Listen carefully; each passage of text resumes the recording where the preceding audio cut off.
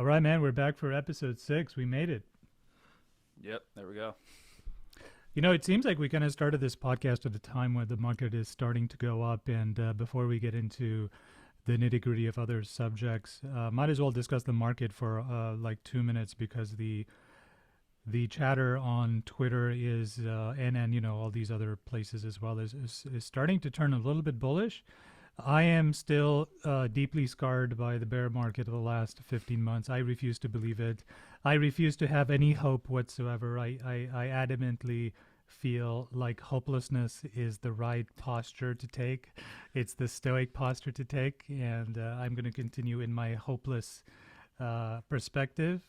But there's no denying that if sentiment is basically just an echo chamber, and that's probably what it is, then people are echoing the sentiment that the market is coming up and there's going to be a soft landing and everything is going to be wonderful and awesome.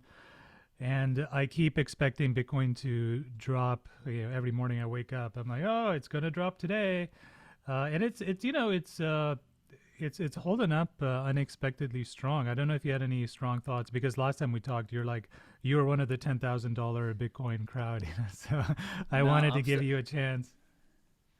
No cap. I literally, what is it today? Friday. I have probably haven't even checked Coin Market Cap since Tuesday. Are we still at like 22, 23, floating around there? Yeah. Yeah. Okay. Yeah, I know you were kind of joking. Maybe you were kind of like tongue in cheek. I wouldn't say I was as much hopeless, but I definitely think you're like in the camp like me, where you try to, even if you're like bearish or bullish, it's still grounded with like data, technical analysis, whatever the hell that's worth, blah blah blah. But yeah, I think this is nothing more than whale bait. I think the whales, I mean, it could be a whale or two, and then people are FOMOing in. But I just it just goes back to my whole macro thing. It's my biggest, not pet peeve. That's the wrong word. I'm look. Just my biggest contingency with, I think I told you like about maybe 9 months ago, I stopped all my DCAs. Bitcoin, especially crypto, we've never been through like a macro I guess that's another thing too. It's like, are we in a recession or are we entering one? That's debatable. Let's just say like Bitcoin and crypto has never been through a macro recession, let alone depression right now. So it's like people are like, oh, we're not doing that bad. Everyone from the Lawrence Leppards, the Lynn Aldens, the Peter Schiffs, they all debate it, but they all kind of agree. It's like, this recession is like a baseball game. There's 9 innings. At best, we're in the third inning of this. So it's, I guess, to loop that back in, it's yeah, I'm still holding my $10,000 thesis. And same thing too, like not like tomorrow we're gonna flash crash down there. But like I was just telling like Isaac and Sanat at we had a really good meetup on Sunday. I had like a good 10, 12 people at one point. But and I know we always like joke with each other because we know each other. But like I remember you were like, oh, this guy's still on his 10K, and then Sanat's like, really, man? He's kind of shaking his head as he's drinking. But I just keep telling like, what is going to even keep us sideways? And you know this, we're still a very high risk correlated risk on asset and asset class. Like what's going to keep us going sideways for the next 3 months, let alone six? I can't name one thing. I mean, and like one thing I wanted to talk to you about, we can get to this like now or later about the debt ceiling, but like right now these idiots in DC are debating about the debt ceiling too. So it's like, is government shutdown, or you just like increase the Ponzi going, and then there's even like a bigger bubble blow up. But it's I don't know. Same thing too, though. I mean, we have been going down for 15 months, and with the previous 4-year cycles, that's kind of been about 12 months down, then 12 months sideways, and then we start, what eventually becomes, the new parabolic upswing. But same thing too. That was on the last 10, 12-year bull market when we had nothing but up. Macro and Bitcoin and crypto kind of went along for the ride. So yeah, we're up short term, which is, net worth wise, I'm cool with it. I haven't bought anything, I haven't sold anything, but I was like you, the little bit I did go on Twitter. It just, one thing I do love about the crypto space, and I find myself doing it, but I've gotten better over time. A month ago, everyone's like, Bitcoin's done. This was all a Ponzi scheme. I never should. And then like everyone's like, strippers and Lambos, tweeting away yesterday or the past week. So I do find it funny how just like flip of a switch, everyone's just so permeable, and we're going to $1 million tomorrow. But yeah, I'm still, like I said, maybe by end of May. It might even take until like midway through the summer, but I'm still probably going to die on that hill, that $10,000, $12,000. I think at some point we're going to kiss it still. Yeah, I take the safe posture of just saying that I'm an idiot and I don't know anything, and I have no idea what's going to happen next, and that's not me being cute. That's just me like, I see that, because I get on these podcasts or sorry, I listen on to these podcasts or regular podcasts as well as mainstream sort of financial uh, video content as well, like Bloomberg. They have a YouTube channel as well, and you just have this, because it's earning seasons this week as well. So there's a lot of talk about, well, IBM missed its, targets, but then Tesla, did well, and Visa did well as well. You put all this information together in the information soup. What you get at the end of the day in terms of conclusions. And you'll have one, quote unquote analyst and expert coming on and spinning a story of how, well, all of this means that the recession was overblown and everything is fine.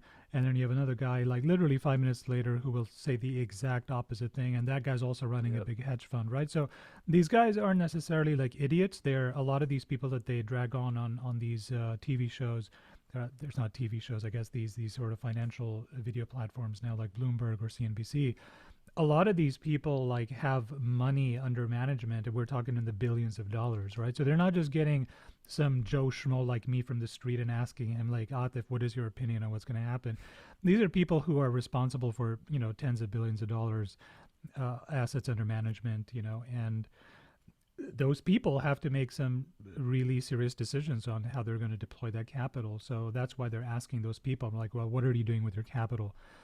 And there was this one guy who was pumping up a stock. I think it was Microsoft. He was just talking up a big Microsoft game.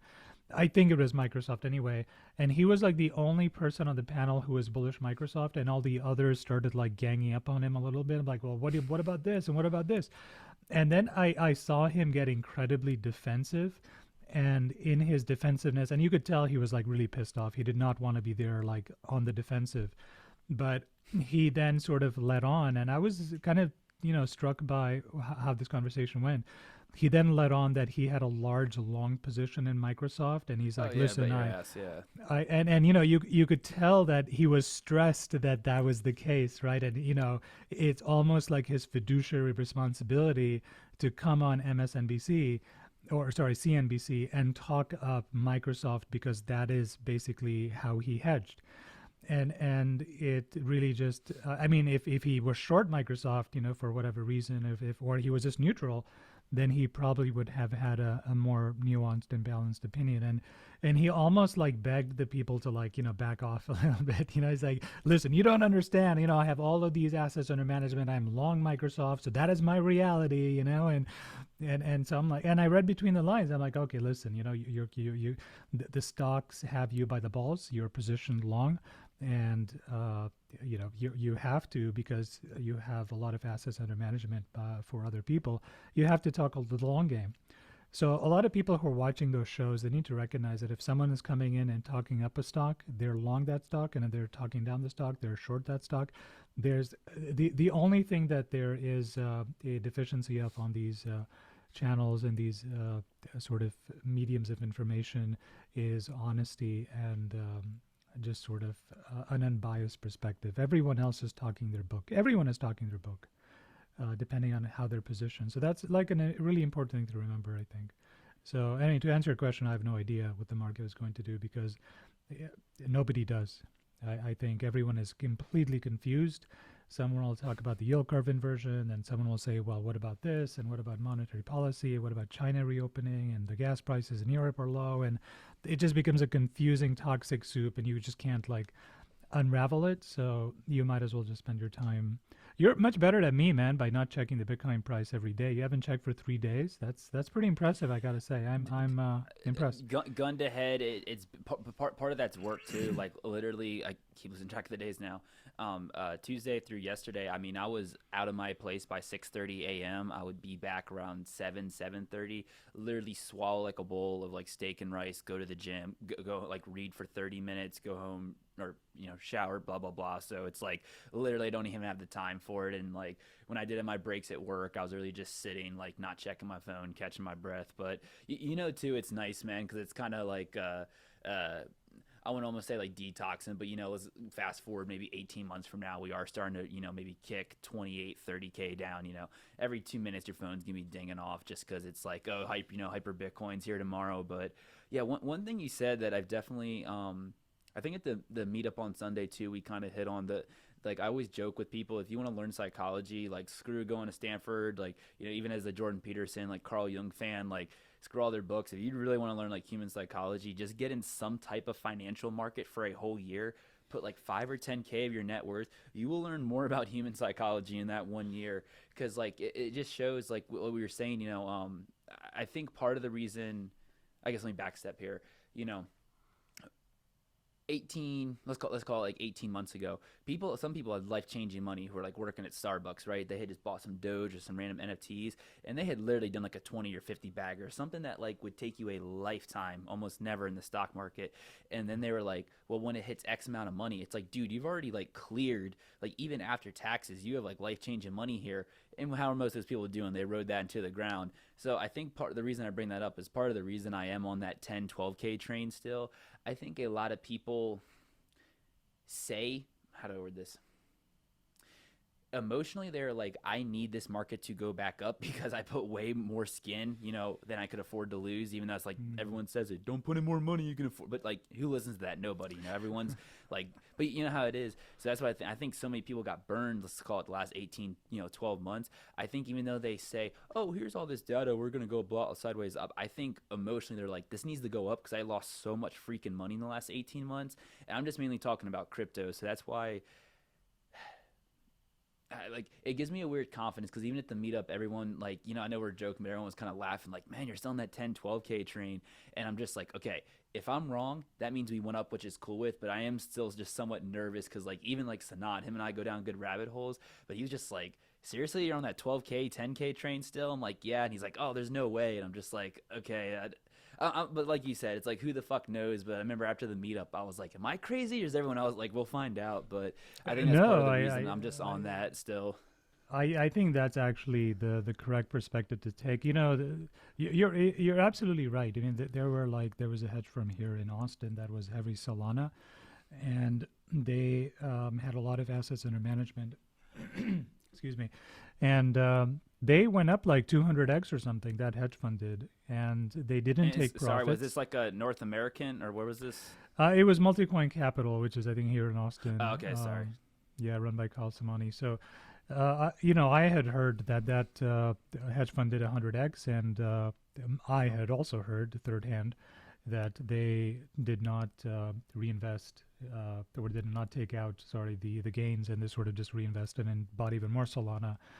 And so I think a lot of people did that. I think that if you're in this, if you have been going through this bear market over the last 14 months or so, and you're beating yourself up over the fact that you didn't sell more last year, or the year before that, I should say. Now we're in 2023. You didn't sell more at the end of 2021 when you were sitting on potentially life-changing money. The solacing thing, the comforting thing I can tell you is that you are in good company. A lot of people did exactly the same thing. Mm-hmm. We all, I did the same thing. I didn't sell as much as I should have. And that I think hit me hard emotionally for a while, and there was someone who was, some podcast I was listening to that said, listen, if you're a young guy and you're still early in your investing years, which I consider myself to be, then what you're going through right now is a phenomenal education in market psychology and also your own psychology, mm-hmm. so that when you are in this position again, and you're not like 75, you're young and you still have time on your hands and you can still reinvest gains that you have, then when you're in this position again, you should remember how it felt the last time, and you should be a little bit more temperate in your approach, take more profits more aggressively. I think a lot of people learned that the hard way. So again, if you didn't take profits, I know we have like Chris from our meetup group is very adamant about taking profits on their way up, and gets angry at the idea of just hodl forever, which was definitely the mentality we all had in 21 and 2020, is just hodl forever. This thing is going into a super cycle. So he definitely is not a proponent of that idea. And in retrospect, he was right, and I think that if you're beating yourself up over not selling it, more last year, I just say, don't beat yourself up. Some of the smartest people in this space did the same thing. And those are the people who didn't even go bankrupt, right? So that's not even counting the fact that there's a whole bunch of like really, really smart people. Like how smart is Barry Silbert supposed to be? Like he's an OG. He's been in this space since 2013 to 2014, almost 10 years now. And he's in this really bad predicament right now. The Winklevi twins are as well. They had the Gemini Earn program that got into trouble. I'm not even going to mention Sam Bankman-Fried. I don't even know how smart he actually was. But you could argue that the Gemini twins and Barry Silbert, they were OGs, and this guy who ran Multicoin Capital as well, he had a lot of money under management as well. Also a smart guy. Many, many, many smart people did not see the crash at the end of 21 coming. So if you are in one of those people, I would just say, don't beat yourself up. I think we talked about this a bunch of times already, but it bears repeating. I think the best way to get through a bear market is to not depend on the investment going up at all in the near term, right? Mm-hmm. You should have alternative revenue streams. And the most successful investor is going to be the one who has the most patience. And then you have to think about what is it going to be that allows you to have patience in this market. And, just working and having money coming in and not like needing to sell anything because, you need the money is the most, surefire way of making it through the bear market. So that's why I kind of don't care that much. If it goes up, it goes down. I'm like, listen, I don't really depend on this crypto money. If everything suddenly 10x's in the next 12 months, I'm not going to complain. But, I've already figured out, my lifestyle is probably not going to change anytime soon. So I think that's sort of the best way to go about like navigating the bear market, which may be over or may not be over depending on who you listen to. Yeah, I was going to say a good segue on that. Are we in a bear market? Are we in recession? Experts in the room who can't do their job. Even though I've been busy last week, I've definitely been keeping up, at least through articles and the journalists that are competent on Twitter that I follow. I've been, obviously stay away from the Fox CNNs of the world for obvious reasons. But the debt ceiling is a hot topic right now. So kind of just like off the top of your head, any opinions you have on that? Because in the last week, I found myself in two schools of thought with it. So I didn't know if you kind of like want to hear the schools of thought or if you were just going to mention something that would hit home with one of them. Please, go ahead. Well, I mean, as like a wannabe adult, it's part of me, the rational side is like, all right, definition of insanity, is doing the same thing twice or whatever it is, 30 times now and expecting a different result. So part of me is like, we got to be an adult, do basic second grade math. And it's like, like a business, can you imagine like some of these mom and pops in town, they, or like we go to Pine House a lot. Can you imagine if Pine House spent more money than it brought in? It'd be done in a month, but the reason they stay open and they stay busy with people in there is because they have competent people at the top that can make a budget. They have good products, good atmosphere, etc. But like they do second grade math because you need more money coming in than going out to stay afloat. So part of me is like, we need to draw the line in the sand. But I also know that's kind of like asking for Narnia and a cupcake. And then on the other hand, I mean, more maybe the crazy libertarian side is just like, F it, let it burn down, man. Like, raise a debt ceiling, 30 trillion. Here's like, I guess the rational part too, where it comes out. Like, can you, me, anyone on the street, like mathematically quantify the difference between 30 and 35 trillion?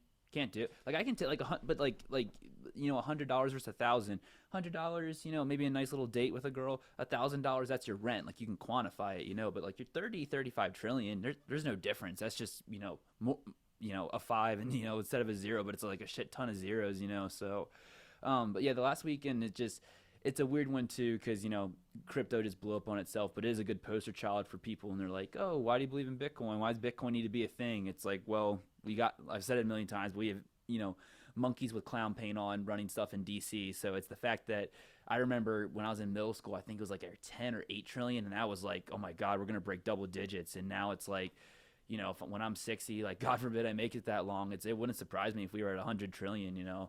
So it's just a weird one the last week. Like part of me is like, this is why Bitcoin's a thing. Part of me is like, we need adults in the room and draw a line in the sand. And then, like I said, part of me is also 30, 35 trillion. No one can tell you the damn difference. So it's like, raise the ceiling, print the money, just keep it moving, because it's in 5 years down the road, it's going to be the same problem, unfortunately. Yeah, it's so weird. The so a couple of thoughts. The debt ceiling has always been like one of those things that in the past the Congress would vote to just raise it and then just move on and print a whole bunch of more money, right? And this has been going on for decades, so this is not a new thing. The question is why is it turning into a crisis these days? And one part of the reason is the hyper partisan nature of our politics, which you could argue is fed on by engagement in click-based contingent media landscape, right? I mean, you need to enrage your audience in order to get clicks, and the best way to do that is to create an enemy. And so, the left is one side and the right is one side, and you run this sort of machinery on society for 10 or 15 years, and you're going to get the hyper partisan sort of state that we're in. Definitely. So maybe that's why the hyper partisan stuff is there. But the reason that Congress could, by the way, also vote to permanently eradicate the debt ceiling limit at all, to once and for all. There's nothing in the Constitution that says that they need to vote on a debt limit ceiling, but excuse me, they never have done that in the past because the minority party always recognizes that, or the majority party always recognizes that one day when they're in the minority, they may have the ability to use the debt ceiling limit as a kind of leverage to get concessions from the government. And that's exactly what's going on this time around as well.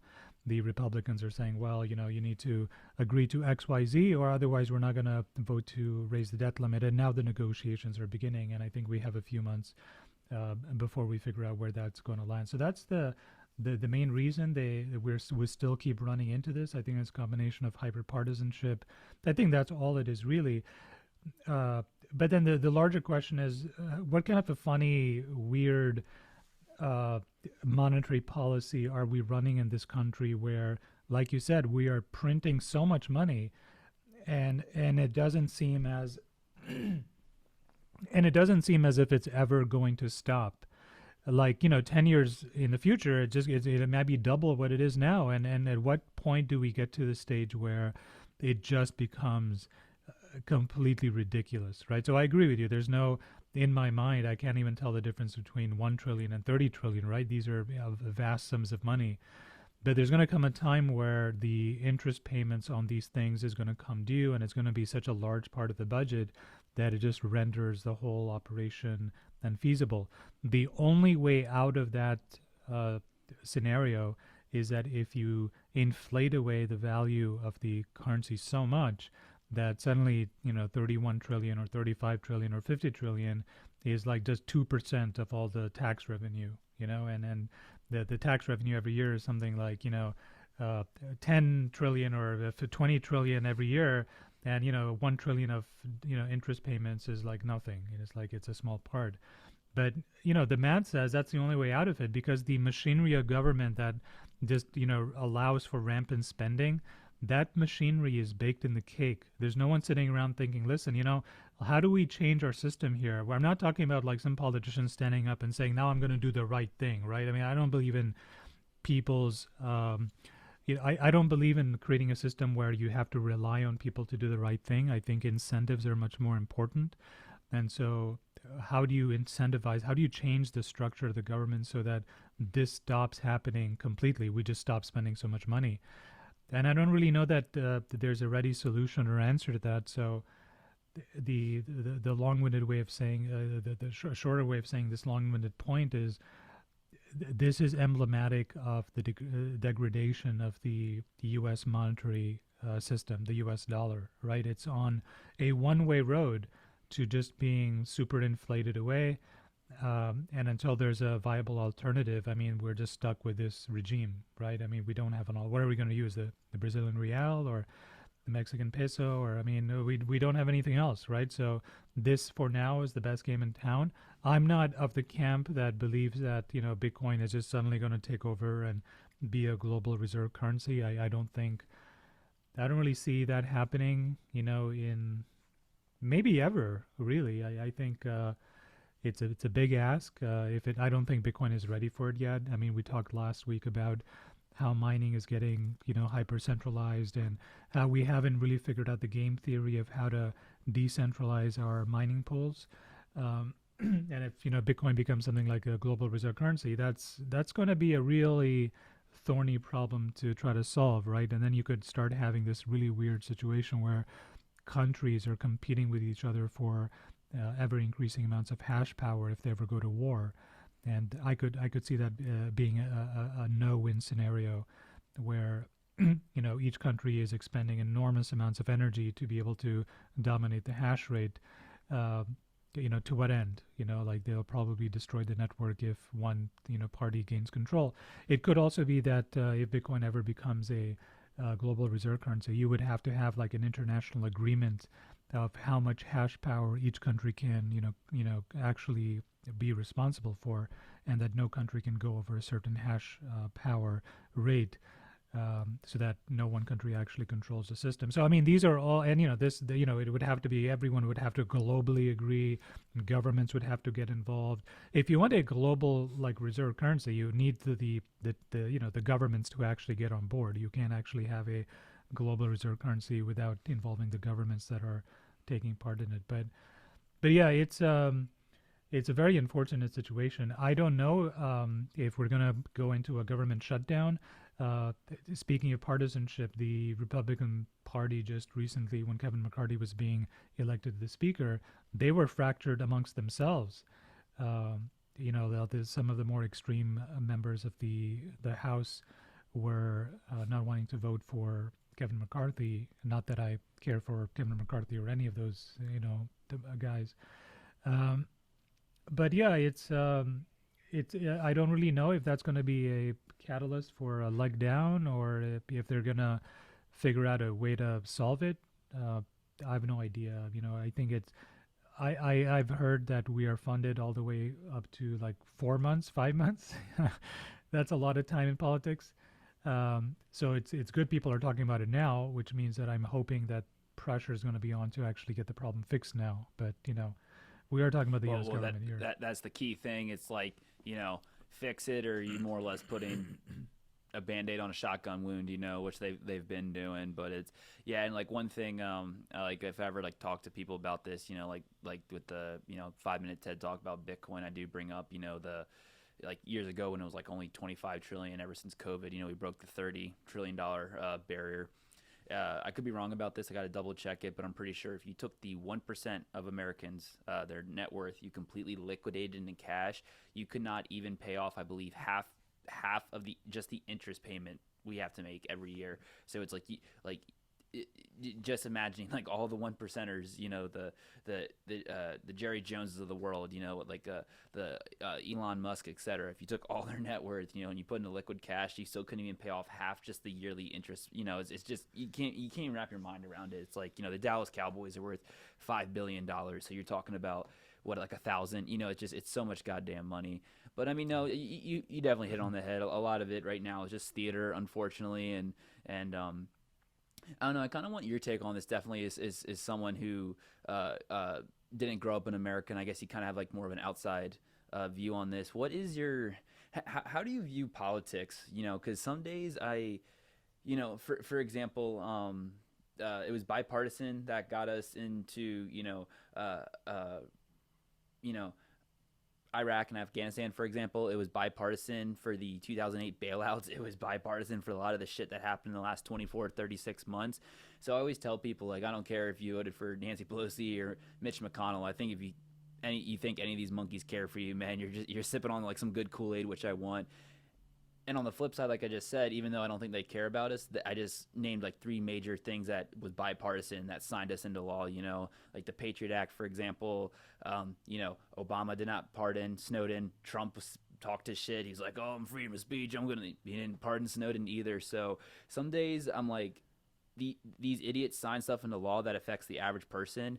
But again, it's like I don't care if you're a steel worker or you work for Adobe with Sanat. I don't think, like I said, if it's Nancy Pelosi, Mitch McConnell, I don't think anyone care about us. So what like, and the reason I bring that up is because there's a big movement right now in crypto that's like we have to get the we have to have a voice in DC, get politicians behind us, and the rational part of me gets that. But like I said, like I want to be libertarian. I'm just like, look at the last 20 years. There's mounds of evidence they don't care about us. So it's like, should we even have a voice in DC? Should we be even trying to talk to these people and have them understand our viewpoints, or it's kind of like we'll go with the market, and if the market deems us valuable, it's going to be valuable. So I don't know what your take on all that is. I don't actually think it's a political problem at all. So not to get too conspiratorial here, but I do believe that there's a lot of public servants in the U.S. government who've been there for a very long time of a particular view on how things should be run, and who also have a tremendous amount of power, right? So, again, not to get too controversial here, this is not that sort of channel at all, but just take the example of someone like Anthony Fauci, right? So he had a very large influence in determining vaccine mandates, in determining things like lockdowns, whether we should be, having our kids wear masks to school. These were very far-reaching and profound changes, right? A lot of those recommendations were passed down from the CDC, and he's a public servant, right? So an unelected public servant had an inordinate amount of influence in determining how we should go about living our lives when a pandemic hit. And I think in a similar way, when you think about the Iraq War or the Afghanistan War, that traversed three different presidents, right? So yes, George Bush started it, but then Obama inherited it, and then, Trump took over, and it was only like Biden. So I guess four presidents really in Afghanistan until Biden says, fuck this shit, and, I'm out, and he left. Kudos to him for doing that. But I think the principal architects, throughout those four regimes of the war, and people who were, encouraging the U.S. to stay in the war, were just sort of deep-seated bureaucratic managerial class part of the U.S. government, what is colloquially referred to as the quote-unquote deep state, which is a term I don't like using because it's evocative of like a, some crazy tinfoil hat conspiratorial individual. Yeah, it's like when people just say like powers that be, it's just like a white slap. Yeah. But I think that's a real thing. I mean, another example of a public servant who no one voted into power was Jim Comey, the former director of the FBI, who decided that, he needs everyone to know that he's opening the case in Hillary Clinton's, email server thing up again, just like a week before the elections, right? And, I don't know if it's true or not true, but, it's very possible he had an influence on the election by doing that.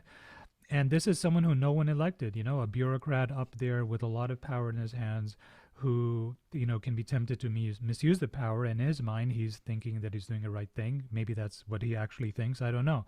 But for every, Anthony Fauci, Jim Comey, and, name your bureaucrat who's had tremendous influence, there's like 50, 60 more you've never heard about, right? And these are the people who are keeping us entrenched in wars, who are keeping the military-industrial machine alive, whose incentives and motivations we can't really penetrate because they're not public figures. We can't interrogate them. We can't actually ask them questions. Journalists can't reach them. They can't be voted out of office either. So I think the sort of class of people who come and, make us promises during elections, they are not really running the show. I think they are just sort of the front men for a system that's become very calcified and very difficult to reform from deep within, right? It's very difficult, for example, to fire a government employee. So once you get into government, you're staying there forever. I don't know if you've ever seen a graph of government employees. It's just a one-way street, just one way. Just they just keep, Yeah, getting more. I saw the meme. Like, don't quote me when, but it was like, let's call it like in the last year. It was just like it was some headlines like, "Wow, look how crazy the S&P has been going recently," and it was like, "JK, there's just a graph of government contractors from like the '80s," and same thing. It was just like a hockey Yeah, stick, like up and to the right. yeah. So, I think it's understandable to start blaming politicians on the many problems that we have, but there definitely is a highly entrenched managerial class. And again, I'm no defender of Trump, and I don't particularly like him at all. But I think one of the things that he was trying to do was trying to upset the apple cart, right? I mean, a famous example, right, is that he wanted the NATO contributing countries to contribute more than 2% of their national budget towards defense. His argument was like, well, the US is basically giving you protection and doing all of the spending when it comes to the military, and all the other NATO countries are also supposed to spend at least 2% of their natural budgets. Why aren't you doing it? And if you don't do it, then we're going to have to renegotiate what we owe you, and maybe you should just pay us money. And this was so controversial at the time. And if you watch CNN, they're like, well, here you go, this guy doesn't understand foreign policy, he's trying to upset the apple cart, blah blah blah blah blah. But I can see in retrospect he actually had a point, like, because now Russia invaded Ukraine. Would Russia have done the same thing if the European armies were well financed and well armed? I don't think so. Even now, like, Germany has been giving a lot of weapons to Ukraine, and Germans are worried that they're running out of supplies themselves, that they weaken their own army. And this is supposed to be a NATO member country that's supposed to have spent 2% of their budget on defense. So that's just one example of many where if you go against the deep state, then they come after you in a vast amount of ways. Maybe there's a dossier laying around, right? Or maybe there's a leaked tape laying around, or whatever. Maybe there's a sexual allegation that's going to crop up. Maybe they leak things to the media. I mean, there's no doubt at all that, again, I'm not a Trump supporter, defender. I don't care for his politics or his personality. No doubt at all, however, that during his administration, the intelligence agencies were leaking massive amounts of stuff to the media to just sort of undermine his authority. And, again, if Trump was a normal, sane person, which I don't believe he is, he may have actually been a lot more effective in undercutting the strength of the so-called deep state, right? But he wasn't, right? I mean, I think he had some correct ideas, but he was just a terrible, like, executioner of those ideas. I mean, and I think the so-called deep state, did come after them. So again, this is not a conspiratorial thing. I think this is a systems design problem that we have a bureaucracy that is very difficult to reform, and that bureaucracy transcends multiple administrations, and over the span of multiple administrations, they keep gaining more and more influence and power. And now they don't want to give it up because power centralizes, and if you can't vote a bureaucrat out of office, they're just going to stay on and accumulate more power and use whatever influence they can to push the agenda they feel benefits them most. So I think that's a larger part of the problem, and not so much that, well, Nancy Pelosi did this, that, or the other. I think they're easy fodder for criticism. The larger criticism, I think, or the larger portion of the energy should be spent on, like, how do we reform our cumbersome bureaucracy to try to make more a more efficient state work for us. I think that's where most of the focus needs to be. No, you definitely hit it on the head. I guess like last thing I'll say about that is I remember like might have been like after COVID. I think I was in Austin at the time, but one of my buddies just sent me a little thing because he was a Marine. He served. He did 2 tours over in the Middle East, and then I've kind of got him a little bit, little orange pilled. He's not like as hardcore as us, but anyway, he sent me something about I think it was 1 or 1.5 trillion the Pentagon couldn't account for. He's like, what's your opinion? I'm like, deep state, man, they got a money printer in the basement. It's like, and like you hit on the head, there's a lot of moving parts with it. Everything you said I agree with, like, and then some days I'm almost like so hardcore libertarian. I think it was Thomas Jefferson was like the whole reason they had the representatives. He's like, the average person's too stupid to vote, and Kath, when she was doing her project or whatever, and she interviewed me, some of the questions I was like, I don't know. And she's like, oh no, seriously, give me an answer. And I told her, I said, I don't think I know. I am not anywhere educated to like even get, like, I can give you a cookie cutter, answer like most idiots do. But like one of the questions, like how you, just basically improve and like redo Austin's infrastructure. And I was like, I've only been here 24 months. Like, even if you ask someone who grew up here what Austin was 20 years ago and now, that's a totally different, it's like a caterpillar to a butterfly. So it's, and but no, most people be like, oh, this is what I would have done. It's like, dude, you haven't made your bed and like you have like 10 grand on your credit card. Like, shut the heck. But you know what I'm saying though? So it's like Yeah. that's the thing with like politics too. Some days I'm just like, this whole thing is a fucking charade. It's just like, with the Rome when they made the Colosseum. It's like give them bread and circus, and they won't care no more. And so it's a whole weird one. But I know that's like been a thing amongst the last 12 months in the crypto community. Just we've been going down, and people are like, oh, regulations coming, and even though I respect them, the Charles Hoskinsons of the world, it's like, oh, we got to go in DC and put a voice. And I'm just like, yeah, I get how you're connecting the dots there, but then like you said, there's also a lot of moving parts in the background, and I don't know, like I said, it just kind of depends the mood that day. I definitely am with you. It's a little cloudy out today in Austin, a little tired from work the last 3 days, so I'm more on that deep state vibe. But nah, I hear you on that. But yeah, like I said, man, last week I've definitely been just with the debt ceiling. That's kind of like the only thing I'm really been had my besides like markets in general, just like the only thing I've had like my finger on the pulse on like the last week or so. Anything kind of tickled your pickle? Anything you've been interested by just besides macro Yeah, stuff?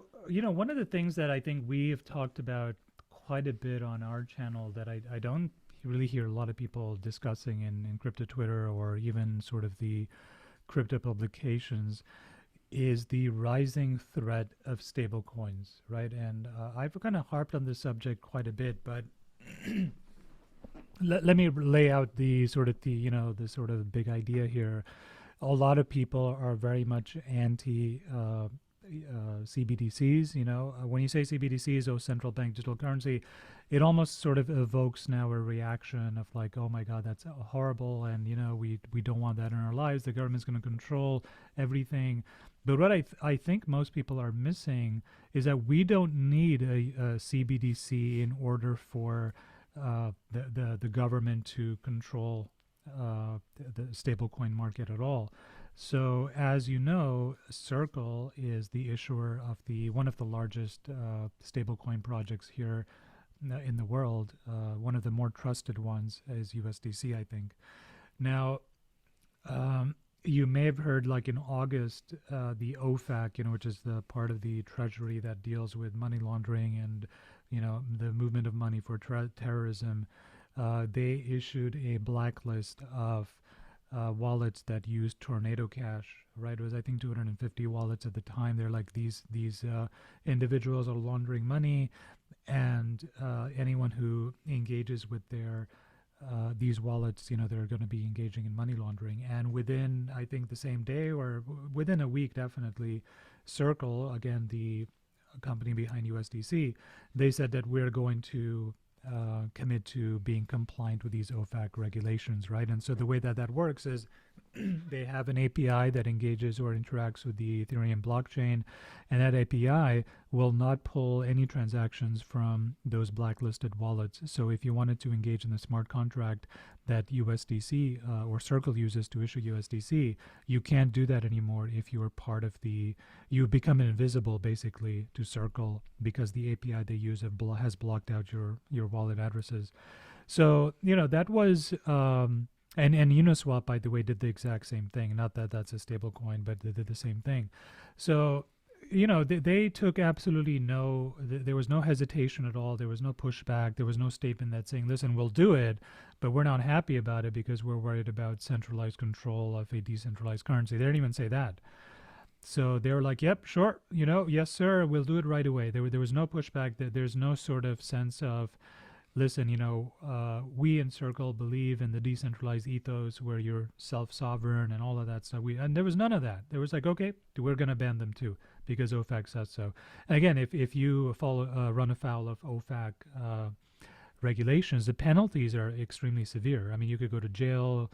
You could be fined a lot of money. I mean, you could just go to prison. It's not a small thing. So if you're running a corporation that you one day want to likely go public, which I'm sure Circle is that's where they're headed, they're going to want to make sure that they're fully compliant with all regulators. So imagine a time comes where the government is like, listen, these Circle guys, they do, when we say jump, they ask how high. Let's pass regulations so that they are definitely covered and they're given most favored nation status, and all of the stablecoin is just going to Circle, and maybe we'll choose 2 or 3 other winners as well, right? We shouldn't just choose one winner, we should choose 2 or 3, and just make sure all of those winners they report to us and are totally compliant with all of the regulatory guidelines that we offer them. So Circle has definitely stepped up to the plate there and said, listen, well, whatever you want, we'll give it to you, right, in terms of compliance. So if it gets really big and it ends up like capturing, $1 trillion worth of value in the next 10 years, that could be the dominant stable coin. And that's all the US, that's all the CBDC sort of influence you need. You could exert the same exact influence through a stable coin as you would through through a CBDC. And I don't hear the same amount of pushback with ever increasing size of a single stablecoin project at USDC. I don't hear the same amount of pushback and vitriol there as I do with CBDCs. I almost kind of think like the CBDCs are sort of the easy target for people to run after.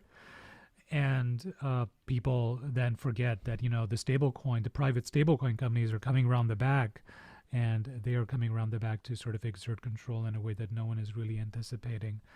So this is important in more ways than just like, control of my money. If, for example, everything runs on the Circle USDC, blockchain in say 10 or 15 years, yes, they could, decide that my social credit score is not good enough to be able to buy coffee, and maybe I can't rent an apartment, or I can't buy a house, or, whatever else they decide that I can't use my money for. That is like one part of the problem for sure. But the larger problem in the next like 2 or 3 years, perhaps this very next cycle, right, which may or may not be beginning, and we're not making promises there, but the very next cycle might have its winners and losers decided by Circle. And the next question people are going to put in their analysis of a coin is, well, are they partnered up with Circle or not? Imagine, for example, you start up a crypto project tomorrow, right? And Jeremy Allaire is the CEO of Circle, and you're Jeremy Allaire's nephew, right? And you're like, hey, Uncle Jeremy, I'm starting this crypto project. It's going to be just like Ethereum. Is there any way you could put like a $2 billion of USDC into my layer 1? How good do you think your layer 1 is going to do? It's going to do really well, right? And that's part of the problem, is that if they decide they're going to deploy on your chain, then that ultimately means that they are giving you $1 billion worth of liquidity into your chain that people can use to transfer value. That's a very big problem. This was never like a question before. Everyone was like, well, does it solve the blockchain trilemma? Because that's really what's important. How centralized is it? Who owns the tokens? I mean, these are the questions. What problem is it solving? How easy it is to develop on? These are all the questions people were asking back then. No one's asking those questions now, right? I mean, in the future, it could be how much money has Circle committed to this project, right? Because now they're the ones who are, winning, choosing winners and losers. I don't really know how you get around this problem, because one of the biggest companies is still Circle. They still have a ton of capital, and they are getting even more cozy with regulators. So I see them as one of the biggest winners of the last market, because they're number 4 or 5, and they have nowhere else to go but up. One of the things they did, I don't know if you heard about this. This was like, I think just 2 weeks ago.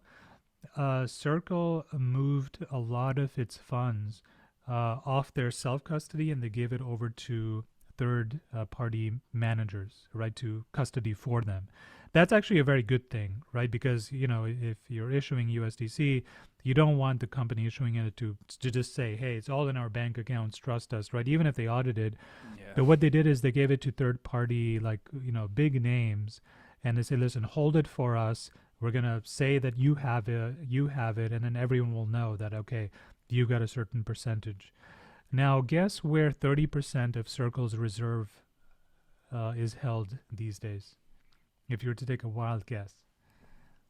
they recently put 30% in the hands of a certain custodian. Oh man, Any I'm like guesses? blanking right now. I mean, BlackRock. So okay, that makes sense. Yeah. BlackRock now has 30% of all of the reserves that are backing USDC, right? And it could be, it could get larger than that. And of course, with the interest rates what they are, these reserves are actually now yielding like 4 or 5% on the dollar, right? So it's actually a productive reserves.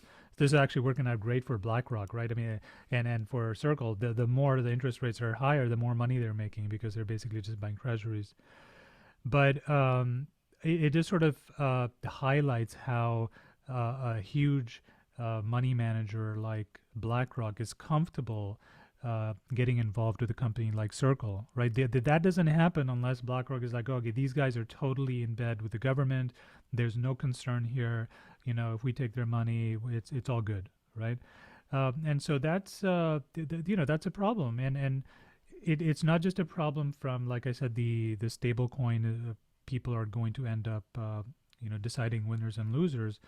The other problem is that when these OFAC lists came out in August, they were basically sort of just aimed at just people like Circle and those sort of people. Like, if you engage with these smart contracts, these wallets, then we are going to say that you are engaging in money laundering, right? So if Circle gives these wallets any USDC or takes any USDC from them, then they're engaging in money laundering sort of issues.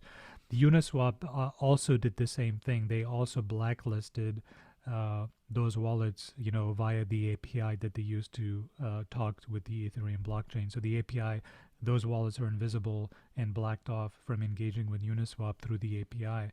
So remember, Uniswap is not a stablecoin project; it's a DEX, right? It's supposed to be a decentralized exchange, and yet they also said, "Yes, sir," OFAC, "Yes, sir." And they did it immediately, just like Circle did. The other day, I was on Twitter, and there was a Twitter Spaces that was being held. There were two hosts, and I think it was the future of DeFi was the subject, right? And there was two hosts. The first host was Uniswap, and the second host was Circle. So these guys were discussing the future of decentralized finance. These people who, just saluted the flag with the OFAC compliance laws. They were discussing the future of DeFi. Now, my question is, what kind of future is this exactly? When the two of the biggest players, Uniswap and Circle, right? These are the two titans of.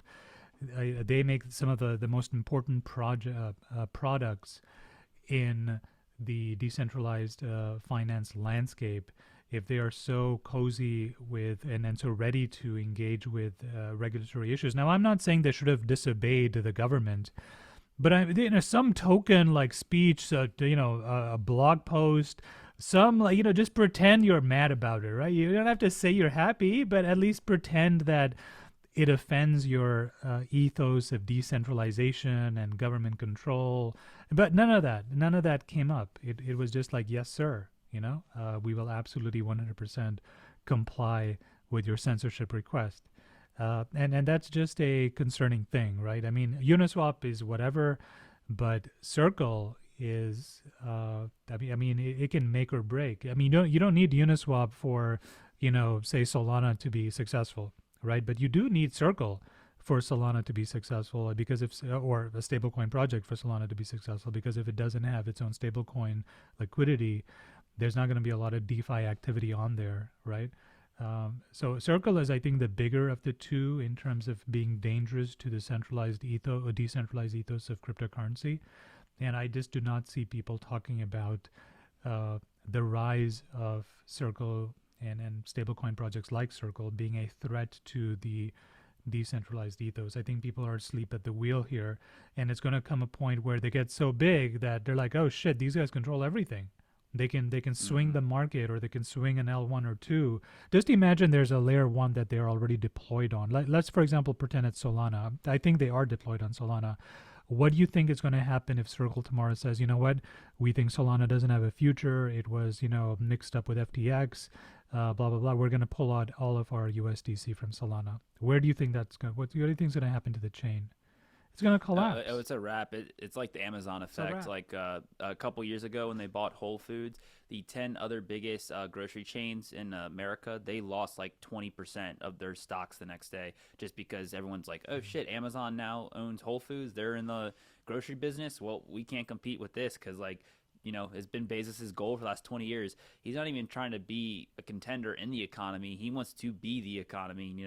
And like that's a whole another rabbit hole. But it's it's just like Facebook. I've beat this drum too, but it's like I think if you told people in 2010 that this thing, your cat memes and poking your grandma, in 2020 and 2022, there's gonna be legitimate evidence on both sides, on both parties, that this is overthrowing political elections in the United States and worldwide. I think people would have laughed you out of the room.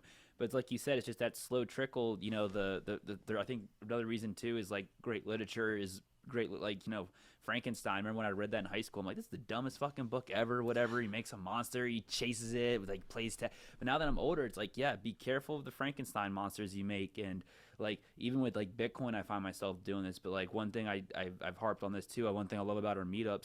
I can't remember the last time we like honestly talked about price.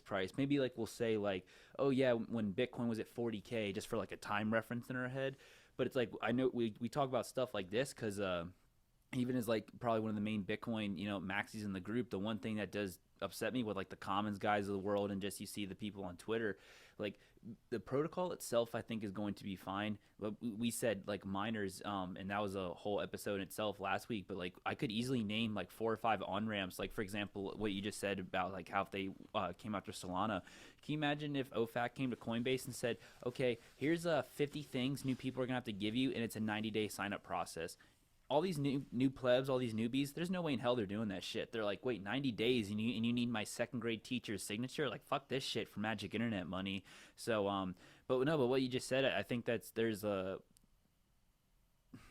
how do I word this? The one thing I do hate about the bull markets is that there's so much white noise. It's with all the extra just cash and equity we have in the industry, we could put it towards stuff. And now even with everything silent, like you just said, no one's talking about stuff like this. And like I know that's one thing we were talking about this past week too, is the whole stable coins. And you just brought up a good point. It's like if with OFAC and then with Circle, if they become part of the economy, they can literally just pick winners and losers, which is really scary because the whole point is with DeFi is you have essentially what is the most open market ever, and with that you hypothetically get the most, I hate the word fair, but the most fair, market selection. And that's the whole point, because 2008 showed it's like if the Fed and Uncle Sam's just going to bail you out, you can just be an idiot in the market and still get bailed out, where the whole point of DeFi and, crypto is to fix that. So yeah, to your point, I mean, if they start picking winners and losers, it's like we may not even have a 24-25 bull market just because it's like Amazon. They just become, the ecosystem. So yeah, that's definitely scary. Well, it's scary in as much as people in cryptocurrency care about this problem, right? So let me play the devil's advocate now. How this could be a good thing and not a bad thing, right? You could also make an argument that if cryptocurrency is a new kind of monetary layer that we're all using, this monetary layer should not enable North Korea to launder billions of dollars of money and use that money to do whatever heinous shit that North Korea gets up to doing. And that was one of the things that the OFAC regulations on Tornado Cash. By the way, the banned wallets were all the ones who were using Tornado Cash, and a lot of North Koreans were using Tornado Cash to launder money for the regime up there, right? So you could argue that it's probably a good thing that you have some mechanism that dissuades the likes of North Korean hackers from being able to steal money from the rest of the world, right? And if you have a compliant kind of decentralized exchange, a compliant type of stablecoin issuer, then those companies, those projects will be allowed to scale without fear of being shut down by the government, right? The price they have to pay is that they have to agree to censor certain wallets that are demonstrably engaged in nefarious activities, right? The problem with that, and again, now to counter my own devil's advocate, response is... Well, it's like define nefarious, yeah. Well, not define nefarious, is that it's a slippery slope. today it's North Korea, tomorrow it's the guy who protested in front of the White House, or Well, whatever, but right? that's my point. It's like, like a big Austin's obviously a liberal city, and it's like, sometimes you'll see signs like "Stop hate speech." It's like, first off, define hate speech. Like, that means almost nothing anymore. Depending on who, you know, like, it's one of those weird things where it's like people should be allowed to say offensive stuff, but then you also can't make death threats. You can't say fire in a crowded room. Like, so it's like, where's that line? Like, that gray line is so damn blurry. It's like it's everything and nothing at the same. And that goes back to my Frankenstein thing. Most people be like, oh yeah, stop human trafficking, stop North Korea, blah blah blah. Like China, like Poon, and everyone's against Poon right now for obvious reasons. But it's like those could be the poster childs, and just like with everything else, it just morphs into. I mean, even like what happened with 2008. Like, there's a really good Frontline documentary about, especially just the CDOs and stuff. On paper, when they first made those, they were actually a really good idea, because one problem before 2008, and especially like in the late 90s, there would be neighborhoods like near Cleveland, Detroit, etc., that were just pure ghettos, and they were trying to, like, literally pennies on the dollar get rid of these houses, and investors were like, hell no, man, this stuff is like triple D. You couldn't pay me to not buy this from you. So then investors like, okay, if we take, like, let's say 90% AAA and put a little bit of crappy stuff with it, we can. And same thing is kind of help, like, this, but to people listening, what happened over like the decade is basically, instead of being like 90%, they went to 80, 70, 60, and then the Moody's of the world were like, just like, oh, 30% AAA, the rest dog shit. They would stamp it AAA, and then and then '08 happened. So the thing is, it started as something on paper really good, and then it morphed into this horrible Frankenstein. And to your saying that's like one thing too with the Bitcoin maxi camp, is they name all the good stuff Bitcoin can do. I can agree with them. Then I tell them, North Korea uses Bitcoin, child traffickers use Bitcoin. They're like, well, that's different. I'm like, no. Like, if the news story comes out in 5 years, there was this huge child trafficking campaign, and the main thing they were using is Bitcoin. Like, we have to kind of own that. Not that like we support that, but it's like it's kind of like with free speech. Like, everyone kind of gets to use Bitcoin, or no one does. And I've had I've had like conversation, and they just go, oh, that's not a problem. We're not going to worry about that. I'm like, what do you mean we're not worrying about that? Like, it's to your point, it's that ignorance on how, like, yeah, now they could use the poster child of ban North Korea for obvious reasons, but 5 years it could be a huge Frankenstein that right now it's a little lizard, by then it's a dragon. It's like, and good luck slaying that. Yeah, I mean, if you decide that you're just going to create a mechanism by which you can enforce censorship on blockchain, then basically you've created a tool that is, liable for abuse. It may not be abused for years before it finally is abused, right? I think surveillance is an excellent example of that.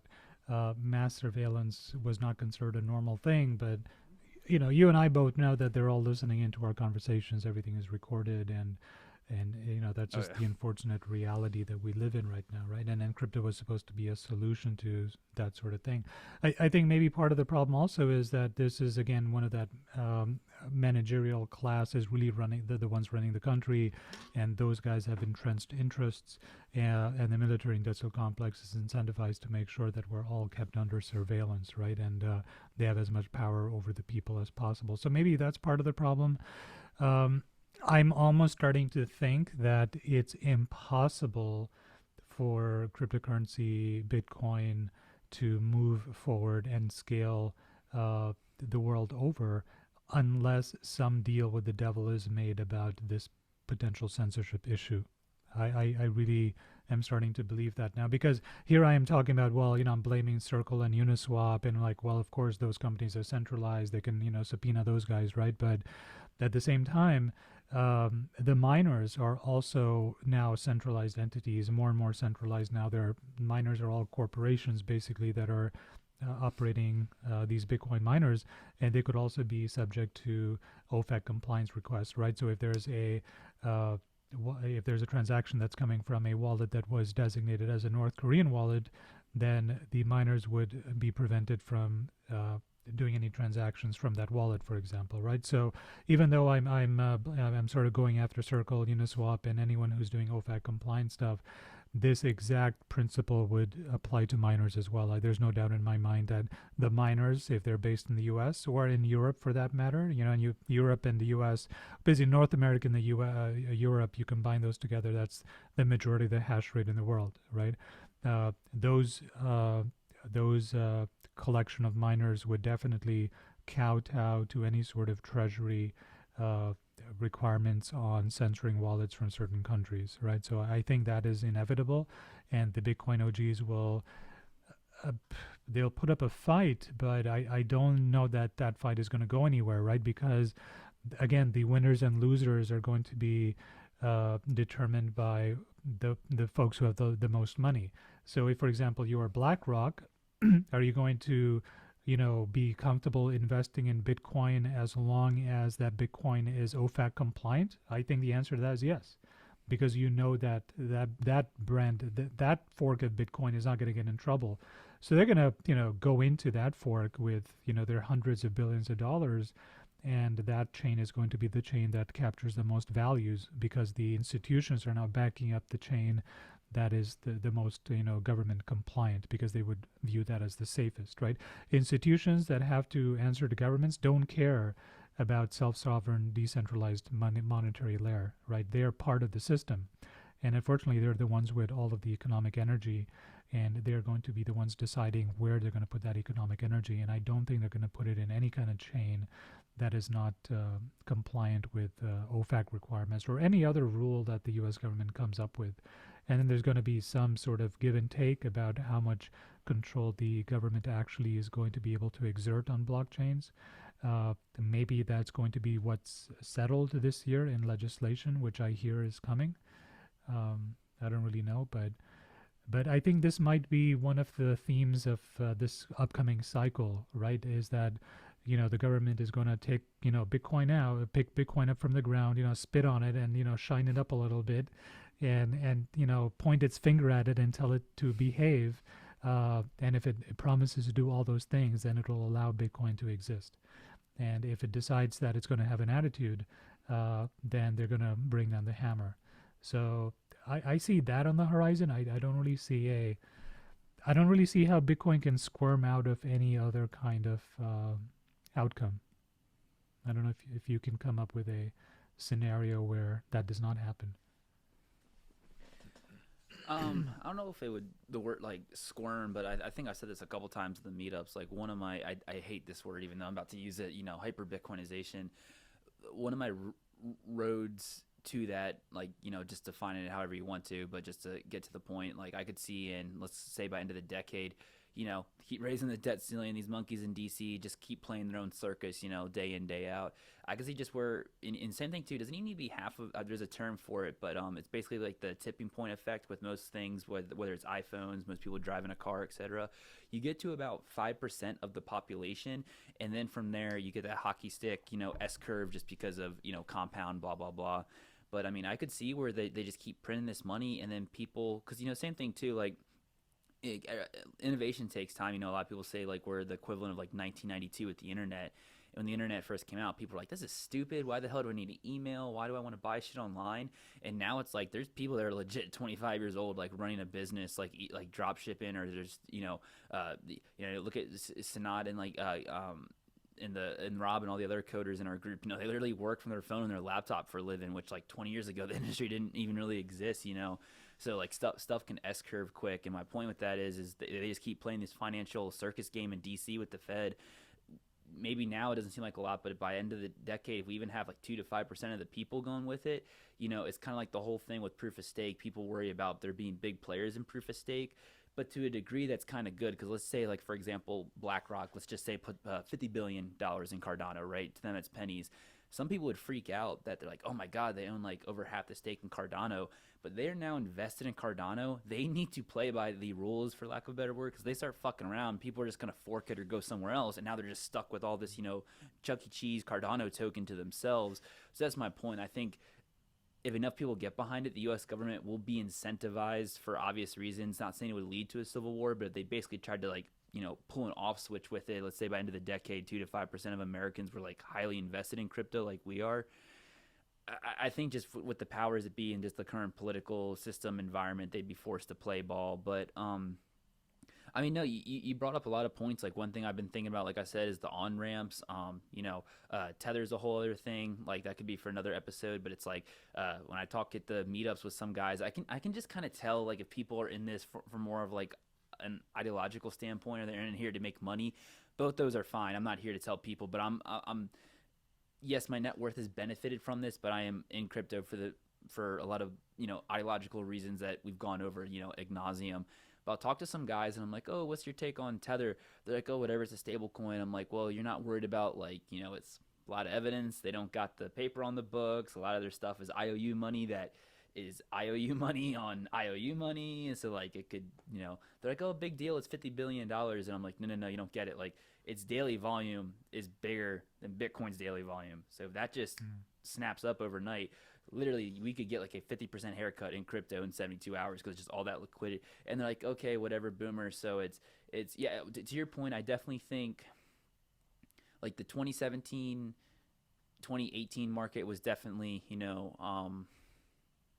like the whole proof of work, proof of stake, just like defining the different sandboxes in crypto. I think this last one was definitely getting DeFi actually doing shit, which compared to 2000 or 2017, 18, DeFi actually did shit.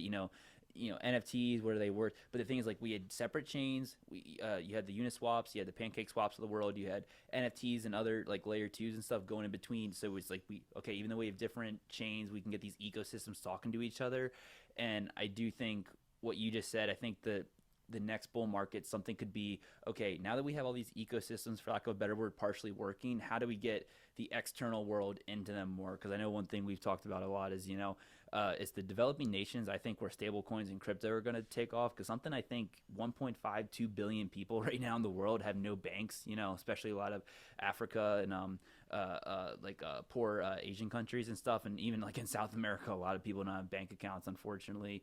But, that could be, even though it could be used for good to get all those people banked and stuff on the same time too, if you're getting a lot of synergy with that in the next 5 years, like you said, it could be less than 6 months of work in DC, and that hammer could quickly come down on crypto. And like you said, we could not even have a 24, 25 bull market, because if we get just this whole wave of people being inundated with stable coins, just a couple people in DC need to sign some stuff. And like you said, the 24, 25 bull market's already made up with winners and losers before it starts. Yeah, but I don't know that this means that we may not have another bull market. The point I'm making over here is that the next bull market may be determined by centralized, compliant agencies like Circle, right? So it'd still be a bull market. People would still make lots of money, but it would not have the decentralized ethos. I mean, if you think about it, the ideological purity of the entire Bitcoin project has been degrading since its inception, right? It started off with just a handful of people doing it on their laptops. Now it's, the mining is happening in centralized corporations. And there's all these other altcoins as well, a lot of which are, just, scams. So there's a lot of that going on as well. So the ideological purity is definitely degrading, right? So it's very possible that the cryptocurrency marketplace just says, listen, we will take a little bit of compliance and control. That is the deal we'll make with the devil. That will give us the regulatory clarity that we need. We now have rules to comply by. If you say we have to ban some North Korean wallets as the coin that we have to pay for this, no pun intended, but that is the price we have to pay, so be it. And like I said, a lot of the institutions are going to go gung-ho into this marketplace once the U.S. government says, okay, here are the rules, right? And you do have to obey the rules. And say, I'm sure one of the rules is going to be, if we give you wallets to ban, then you're going to have to ban those wallets, and then there's no two ways about it.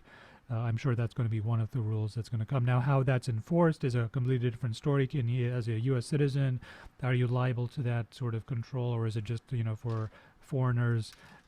Because, the Uniswap wallets that were banned, they were like from Iran and Venezuela, and there were some North Koreans, and so it was that sort of stuff. Now, is it, are they going to ban, Doug from Austin, because you used the wrong pronouns to the barista, the last week or something? That's a completely different like story, right? I mean, it's not as if like one will inevitably lead to the other, right? And just real quick for the record, whenever I'm out in public, that's why I use buddy and friend. I'm the most woke neutral One of my coworkers one time was like, "Why the fuck you keep saying buddy, dude? I'm woke as hell, man. And forget all this she, they, them, zers. It's buddy and friend. I'm woke as shit." Yeah, So yeah. There you go. checkmate. There you go. But I guess I just want to clarify myself real quick. Like, it's not that we wouldn't like. Obviously, the 4-year halving is I should know this, 24, right? So it'd be next year, yeah, because it was over COVID when the last one happened. It's not that we wouldn't have a bull market. It's why I brought up, like, when I was in the space in 2017, the market itself had decided the whole big thing with the block size war. And then same thing, it's like Litecoin became a thing because Bitcoin was too slow. And then Ethereum was, it just had its split because the whole hacker thing. And then it was making its, and then it was the EOS and the Trons. And so that got decided. And then this year, even though there was a lot of scams, you cannot argue that the stuff that tried to happen in 2017, 18 actually happened. There was the Cardanos, there was the Solanos, there's Ethereums, and same thing. All these chains were communicating, for lack of a better word, with all the dexes, and same thing. Like, even though a lot of the NFT stuff was scams, there was like 5% of it where like was legit stuff going on. So that was my point. Is like the last two markets, especially, it was, I guess, like self discovery, if that makes sense. And to our point, if we have all these external weights and money coming in, especially through stable coins, it could just, how do I word this? It could hinder it to where it's like, yeah, we're playing like, it's almost like if you play like a golf game with a handicap or something like that. That's kind of my point. There would just be so much outward influence that it would kind of just like gerrymander it, for lack of a better word. And then like one thing you said too, I kind of want your take on this, because I feel like this went to something we said last week. Like, a big issue is stuff can be really blurry. Like, for example, with like everything just blew up in the last 12, 18 months. And a lot of people, especially the Bitcoin maxis, go, XYZ is a scam, XYZ is a scam. It's like, okay, pause for a second. What are you talking about?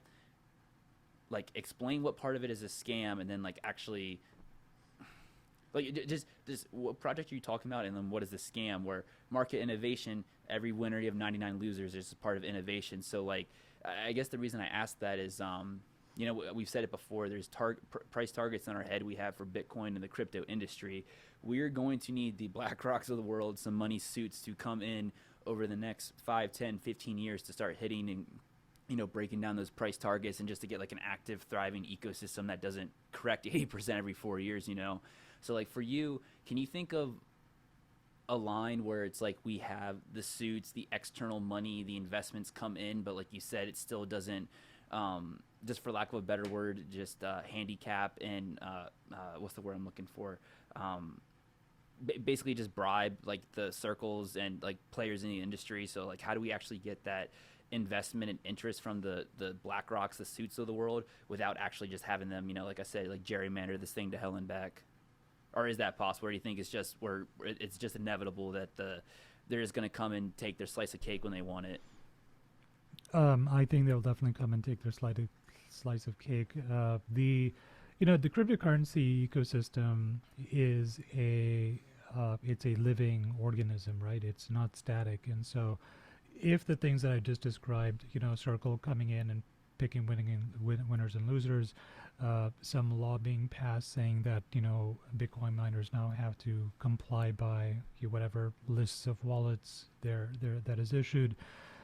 All of those things, when they are rolled out, are going to run counter to the decentralized, non-permissioned, right? That's the most important part of that, use case. Non-permissioned monetary system is going to run counter to that whole ethos. And so when it does, I think what will end up happening is that the developers, the crypto space, will try to engineer a way to avoid that outcome, right? With code, with sort of, maybe they'll, the code will get updated, right? And there'll be a new Bitcoin fork that is truly non-permissioned, and there's no way to ban wallets, and the government can't do anything, even if it wanted to, because people just are refusing to download code that is going to be useful for government purposes, right? And the miners would not be amiss saying, hey, listen, this is the new upgrade. We have no choice. If we don't upgrade this, then we're not in the business anymore. So I view this more of a chess game, and I think the next move is going to be the government saying, all right, we have appointed Circle and Uniswap as the winners, and these other stablecoins as the winners, and you can have your Bitcoin ETF, but these are miners that we have by the balls because they're under our jurisdiction. They're going to have to comply with these requests. That's going to be the next chess move that the government plays, and then we're going to have to see what chess move the crypto industry comes up with to try to resist that centralization. And it could be that you just have a mix. It's like the internet, right? The internet is a vast space, and in the beginning it was just a few companies, but now it's vast, right? You even have to say the dark web now as well, right? Where the government cannot actually really follow you. So it's possible that in the future, if the government tries to exert control, the crypto industry comes back with some kind of mechanism to squirm away from that control. And then we just keep playing this chess match until we figure out if code will outpace the law here. So far it has, right? So far you have had the emergence of an entirely brand new monetary system called Bitcoin under the nose of the government, right? So the code has definitely outpaced the law. So if the crypto industry has any sort of an advantage here, is that it can usually react a lot faster than the lawmakers can react, right? And where this whole sort of chess match is going to go in the next 10 years, I don't know.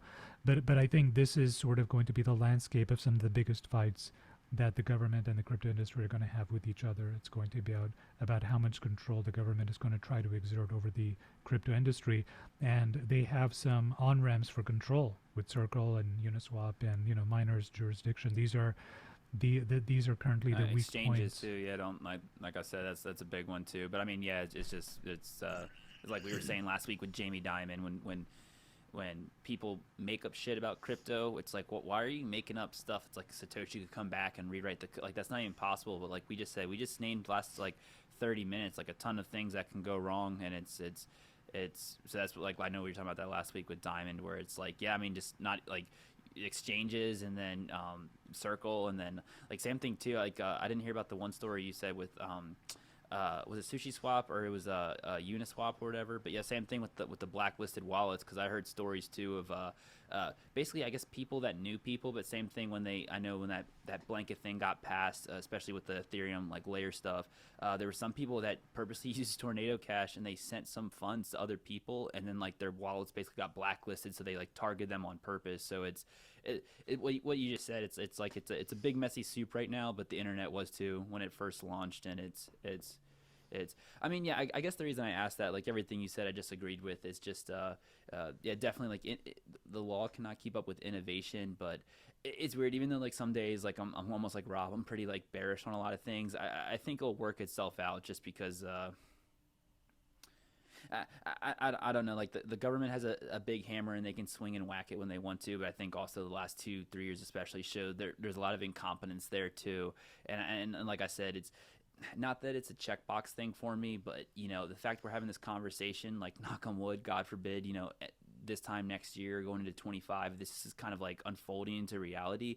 It's like, well, the U.S. government's actually trying to swing their hammer and hit us pretty hard. So it's like, I guess we're kind of making some noise, because it goes back to my TMZ thing. TMZ doesn't talk about you or me. They're talking about Britney Spears and Justin Bieber because they're somebody. So I think it's a weird one. I don't want it to happen, but it's like, in 5 years when this stuff's unfolding, the Peter Schiffs and the Jamie Dimons can't just call us a little pet rock anymore. It's like, well, really, the government's coming for our industry. They're sleeping on gold like it's yesterday's news. So but now you brought up a lot of points, man. It's I don't know. It's for once I think you're actually like more bearish on something than me. But it's maybe I just need to do more digging on it. Like I said, I'm paranoid about Tether, but I think it's yeah, for me, like I said, it's not as much. Maybe I just need to do more homework on. It's not the stablecoin projects. It's their integration with the DEXs and especially the Coinbases of the world, where I think could be the first choke points. But you have to give it 3 or 5 years to see. I wouldn't call it, just to be clear, what am I exactly bearish on? I'm not bearish on the future of the industry with respect to, say, it growing and, getting more adoption. I think that is inevitable. I think the genie's out of the bottle. Definitely not even bearish on the price. I think Bitcoin is going to be at a higher valuation 5 years from now than it is today. I'm very confident of that. I think what I'm bearish about is the maintaining the ethos of permissionless decentralization going forward. Mm-hmm. So Bitcoin could be $1 million, but it may only be able to get to $1 million if it complies with like U.S. government OFAC regulations. I'm talking about miners here, and I'm not saying that I'm making any predictions. I am basically laying out what I think are the surface areas of attack that the U.S. government has against the crypto projects, right? And more on the whole OFAC compliance. As you know, Ethereum also has miners as well, validators, right? They used to be called miners. Now they're validators. And Coinbase, Kraken, Binance, even Ledger Live, which is the ledger we all know and love, so much. Those guys run validators as well. And there's a website called MEV Watchlist, which looks at all of the different validators and to what extent those validators are also censoring the OFAC list of wallets, right? And it's important to sort of like think this through here. So OFAC basically listed those wallets and says, listen, you are not allowed to engage, as, an entity, a centralized entity like Circle or Uniswap with these wallets because they're involved in, money laundering or they're North Koreans or whatever, right? Now, it's not obvious at all that edict applies to Ethereum validators, right, which are decentralized and, like no one actually owns the whole thing. You could argue that Circle owns USDC. You can argue that Uniswap Labs owns Uniswap, right? They own the source code and they operate the thing. It's a centralized entity that owns them. So you could argue that, well, they have to do it because they have a corporate office and, there's someone is in charge of the thing. They can get a call, they can get a subpoena. You can't really do that, though, with the Ethereum mining or validator network, right? It's a large network. And yet, what ended up happening is Coinbase, is one of the validators. So they have blacklisted through their API 68% of all the wallets that were listed on the OFAC list. Kraken runs validators also. They have blacklisted 60% of the wallets that are on the OFAC list. Binance has a lot of validators as well. They have blacklisted 94% of the OFAC wallets, and so on and so on. Ledger Live has blacklisted all of the wallets that were given to them to blacklist, right? So the weird thing is that even though this sort of edict was given to the more centralized, entities, it is now sort of like creeping into the validators of the Ethereum blockchain as well, and that creates a very strange sort of situation because if the Coinbases of the world, if the lawyers working there in Coinbase, Kraken, or Binance are saying, listen, this OFAC thing came out, I think we should hedge our bets and we should also apply this law to the Ethereum validators that we're running. It's not a law. It's sort of just it was just sort of an edict, I guess. But that was an interpretation they took, and they did it just because they wanted to be on the safe side and not get into the, bad books of the Treasury, right? I mean, you don't want to be in, you don't want to be in the jailhouse with the U.S. government. So it just sort of shows how, like, even the the percentage of blocks that are mined by Ethereum can also now be traced as well, because they can see which validators are validating the blocks, and then they can go into the validators and see if those validators have any blacklisted wallets, and then you can come up with a percentage. And it turns out that 64% of all Ethereum blocks that are these days being validated, 64% are validated according to those OFAC lists. So Ethereum itself, this so-called decentralized, layer of, the infinite machine, the monetary layer, the internet of the computer of the internet, whatever moniker Ethereum is known by, is without even being told, willingly engaging in the censorship activities that the government didn't even tell them to do. They just did it because, well, it's to be safe. Better be safe than sorry. So if that's the behavior of these, validators, even without the government explicitly forcing them to do it, what hope is there if a law is passed? I mean, do you think the Coinbases or Krakens or Binances or the Ledgers of the world are going to, sue the government and say, listen, this goes against the decentralization of crypto, and this is against human rights and financial rights. We care so much about the people. We're going to go to court for this. They're not going to do any of that. They're just going to go ahead and ban it just as soon as the government signs it on. They're not even going to wait. They're going to just give us the list, buddy. We'll ban it right away. You don't even have to pass the law. So, none of these are good harbingers for the continued efforts at keeping things permissionless, which, has been the principal ethos of cryptocurrency. And then that's why I'm sort of bearish on crypto moving forward and holding true to its permissionless, decentralized core message. I'm starting to see that slip already. A lot of that is because there's a lot of money on the table here, and there's many people who don't want to, be shut down or put in jail, or who welcome, this amount of regulation because they are a bit short-sighted and they're not thinking about, well, what does this mean 20 years from now, right? Where the government can still print up a list, based on social credit scores or whatever, and now you're shut out of yet another monetary network, right? Or, for example, some other countries on the naughty list, pick your country, maybe it's Pakistan, 2 years from now. And suddenly all Pakistanis can no longer engage with the Ethereum blockchain, right? That's a very real possibility. It's already happening with lots of countries like Venezuela and Iran and North Korea, right? But, people get on naughty lists all the time, right? It's Russia's turn to be on the naughty list, but there'll be another country that gets on the naughty list. And the question that we're asking ourselves is this even the way to go about doing things, right? And I'm bearish on the answer to that being no. I think people are going to be saying, yeah, that's fine. Just give us the list. Just let us make money and give us the lists. I think that's what's going to happen. But we'll see. The crypto market, the crypto industry is pugilistic, and they don't like government telling them what to do. So could decentralized permissionless solutions come about that, offsets these limitations? Maybe. I hope so. Only the future will tell.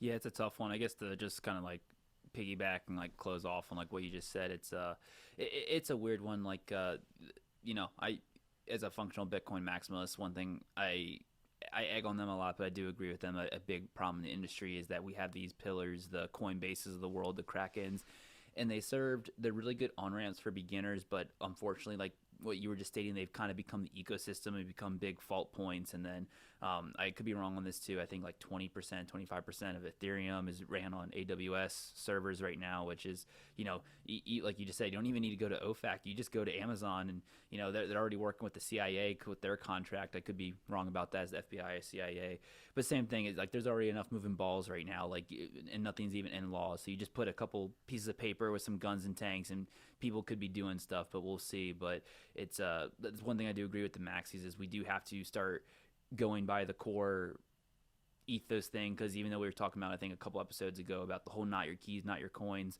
I think and again, Rome wasn't built in a day, but we slowly need to start inundating people with just this new mindset of how to operate things, because if we start taking a lot of the legacy financial stuff and bleeding it into crypto, not that if we just went completely like not your keys, not your coins, this whole conversation wouldn't be an issue. It's still an issue for all the reasons we just stated, but it's at some point in time you need to actually start orange pilling people, and like everyone has their own speed. Like you're not like, I think 50% of people are never going to get it, blah blah blah. But like I said, we have like that 5% hit rate, and then we get that S curve. And again, how you orange people, it's over the next 5 years, 10 years, I don't know. It's again with they keep raising the debt ceiling, they keep printing money, they keep bailing out all these industries. And one talking point I keep using, it's like, when's the last time Bitcoin got a bailout? Like never. I mean, mainly Bitcoin. It's like, the market picks winners and it picks losers, and it's just it keeps on picking Bitcoin because same thing, not your keys, not your coins, don't trust, verify. So I guess the one thing I was kind of going to wrap up with is like, so I guess being you think this is going to be a major thing, or has a possibility of being the whole stablecoin industry is going to be a big player going into, let's just call it the 24-25 bull market. Right now, are you positioning yourself in any way? Are you kind of just keeping up to date with the news on it? Are you buying maybe more Bitcoin instead of Ethereum? Like, are you doing anything about it right now, or is it just something that you're more just cognizant of, like just thinking about on a day to day, and then maybe a year from now you might adjust your portfolio accordingly, or what's your whole take on that? No, I think the stablecoin conversation that we were having is just sort of me thinking through the, Mm-hmm. where are we with decentralization. I don't think like I'm using that information to generate alpha that then informs my investment, like, decisions for anything. So no, that's not how I'm thinking about it. Like, I'm just sort of just thinking about it just as from a very core perspective of like, all right, this is decentralized monetary layer. Circle here is now threatening that entire, situation. That's the way I'm thinking about it. So not really thinking about like, if I should buy or not buy, I should buy this, that, or the other. It doesn't inform my view there at all. And in fact, if anything, if a Uniswap is going to be one of the golden childs right next to Circle, it's looking that way anyway. It actually may be a good buy because it might be the number one DEX, right? It would be the permissioned DEX, notwithstanding, but it would probably still be the biggest DEX going forward, right? And they would probably end up. I think Uniswap also passed a vote recently on its sort of governance, asking if they should also start working on AVAX as well, which is another layer one. So they're probably going to go multi-chain in the next cycle. They're probably going to be the appointed winners as well next cycle.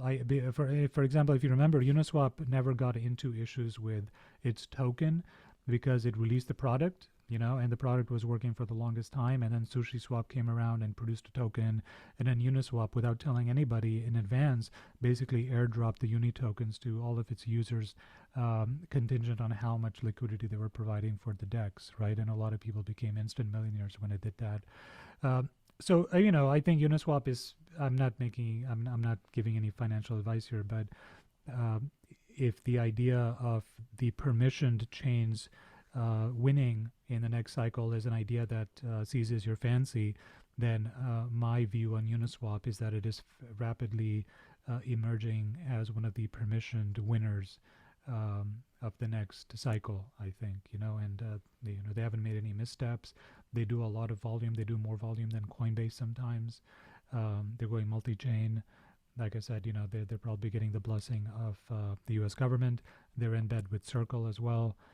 I think those two will collaborate in some other way as well to, expand DeFi. But it'll be a bit more permission than we are used to. Whether that's a good thing or bad thing, that's entirely your perspective. But I think it'll be good for the price. Yeah, good for the price of Uni. All right, man. We've been going on for a while here. Kind of lost track of time. I think that should kind of wrap it up for